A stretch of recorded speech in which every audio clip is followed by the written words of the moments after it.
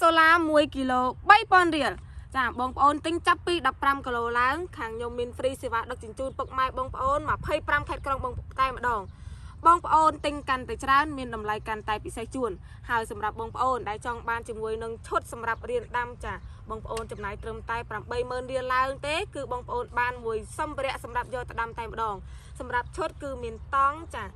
ស្បៃជីហើយនឹងថ្នាំព្រមទាំងពូជចុះអាសូឡាសម្រាប់អាសូឡានឹងគឺវាមានប្រូតេអ៊ីនរហូតដល់ទៅ 23% សត្វបងប្អូនស៊ីទៅឆាប់ធំលូតលាស់លឿនធន់នឹងជំងឺចាបងប្អូនដែលមានសត្វចិញ្ចឹមមាន់ទាជ្រូកត្រីបង្គាបង្កងខ្យងក្តាមយកអាសូឡានេះទៅដាំដើម្បីកាត់បន្ថយទៅលើការចំណាយចំណី3ទាំងអស់គ្នាអញ្ចឹងសម្រាប់បងប្អូនដែលចង់ដឹងអំពីបច្ចេកទេសក្នុង